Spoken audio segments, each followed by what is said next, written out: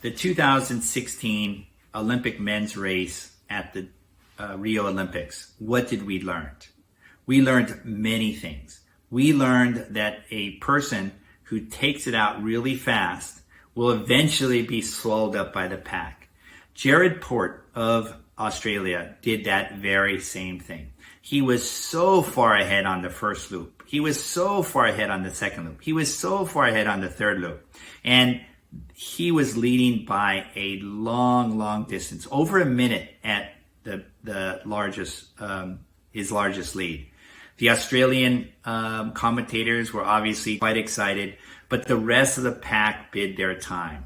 Slowly but surely, as the race was ending, that lead pack just swallowed up Jared. And as the pack swallowed him up, I was coming into the final, around the final buoy, into the final 400 meters. You had 8 men. It was basically a 5 wide and then 3 below him. So you had 5 men vying for that gold medal. Unfortunately, in the race, it also showed us what happens with happens when there's a red card.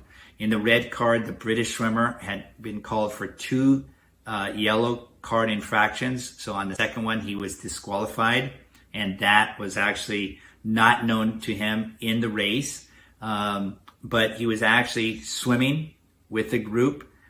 We had disqualifications, we had bumping, we had lots of physicality, and we had 𝗖cie of Greece and 𝗘𝗂𝗏𝗶𝗀𝗀𝗀𝗀 of the Netherlands reach up at the same time. And in fact, as the race was over, you could see how 𝗖cie was quite happy. He was tremendously happy. 𝗘𝗂𝗏𝗀𝗀𝗀𝗀 was also happy. He knew he was on the podium, but he actually had no idea what position he was in. It was only later when 𝗘𝗂𝗏𝗀𝗀𝗀𝗀 had swum into shore, he was actually opening up his phone where he learned the results. So it isn't like the pool where you look up into the scoreboard and you see number 1 behind your name.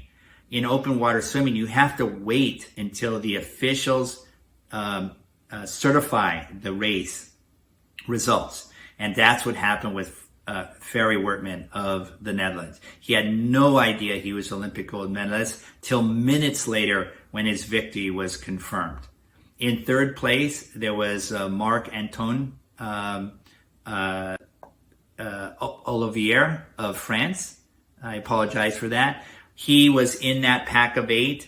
He's a slender young man, but he holds his position quite well. There was a lot of people in that main pack. You had a Chinese swimmer, a French swimmer. You had Osmalouli, the previous gold medalist. There's a lot of talented people in that pack. And Marc-Antoine of France, slender, he actually did the perfect race at the end, and he got his bronze.